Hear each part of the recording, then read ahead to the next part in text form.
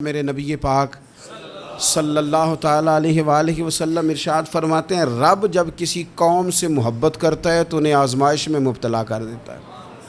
پھر فرمایا اگر وہ اس پر صبر کریں، اللہ کی قضا پہ راضی رہیں تو پھر اللہ بھی ان سے راضی ہو جاتا ہے، اور اگر وہ ناراضگی کا اظہار کریں کہ یہ مصیبت کیوں آئی تو پھر اللہ بھی ناراض ہو جاتا ہے۔ اللہ تبارک و تعالیٰ ضرور آزمائے گا، خیر کے ساتھ بھی اور پریشانی کے ساتھ بھی۔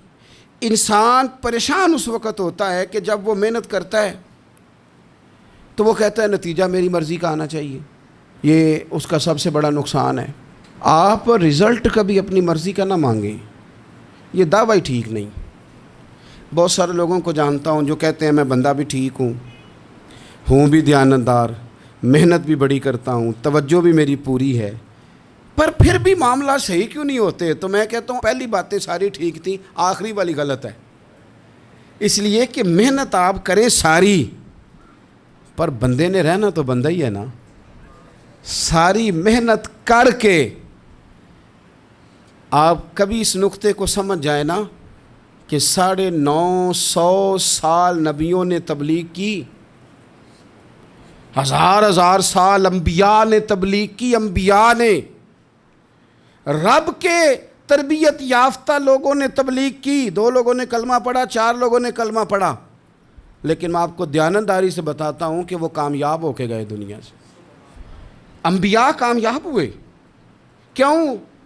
اس لیے کہ رب نے انہیں کہا تھا جا کے پیغام دینا ہے، یہ نہیں کہا تھا کہ بندوں کا بدلنا بھی ضروری ہے۔ ہمارے بچے پتہ کیا کرتے ہیں؟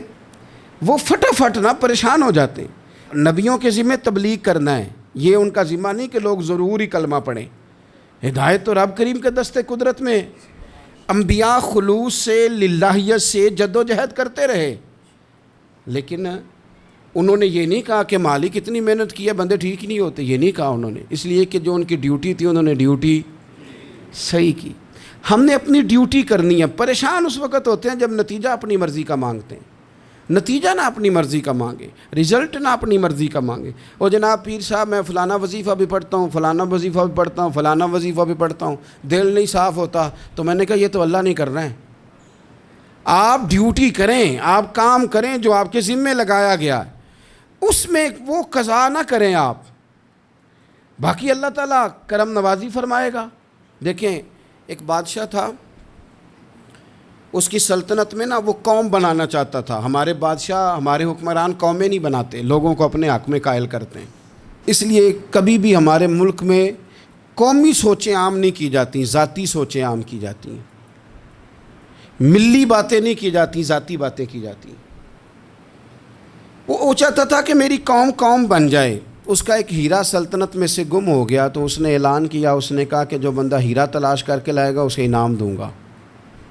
ساری قوم نکل کھڑی ہوئی ہیرا تلاش کرنے پر، ادھر بھی لوگ گئے، ادھر بھی لوگ گئے، خشکیوں میں، دریاؤں میں، جہاں جہاں جس کی پہنچ تھی، جنگلوں میں، وادیوں میں، گھروں میں، بستیوں میں لوگوں نے ڈھونڈا۔ ساری قوم ایک ہیرا تلاش کر رہی ہے۔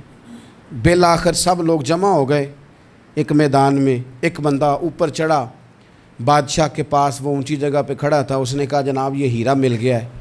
اب جب ایک کو ہیرا مل گیا تو باقیوں کے چہرے اتر گئے کہ یہ کامیاب ہوا، ہم ناکام ہوئے۔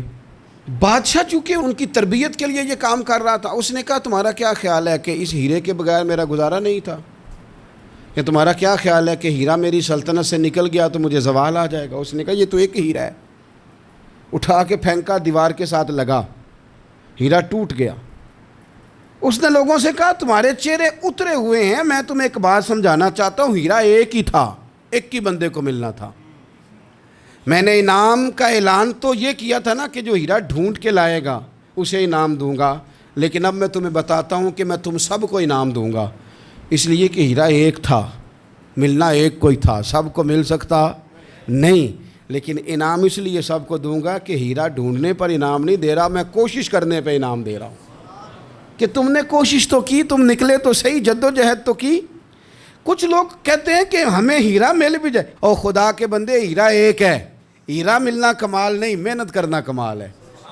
چیف آف آرمی سٹاف 2 نہیں ہو سکتے، ایک ہی ہوگا، لیکن اب کو بندہ کہ میں نے پڑھنا ہی نہیں، بھرتی نہیں ہونا، فوج میں جانا ہی نہیں، تو یہ بات اس کی غلط ہے۔ اس لیے کہ سیٹ ایک ہے، بیٹھنا ایک بندے نہیں ہے۔ تو نے محنت کی کہ نہیں کی، جدوجہد کی کہ نہیں؟ اصل کام یہ ہے کہ ہم نہ تیار نہیں ہوتے۔ اللہ فرماتے ہیں میں نے آزمانا ہے، میں نے آزمانا ہے، تم نے سفر جاری رکھنا ہے، لیکن یہ ضرور یاد رکھنا کہ وَإِلَيْنَا تُرْجَعُونَ، لوٹ کے تمہیں میرے پاس ہی آنا ہے۔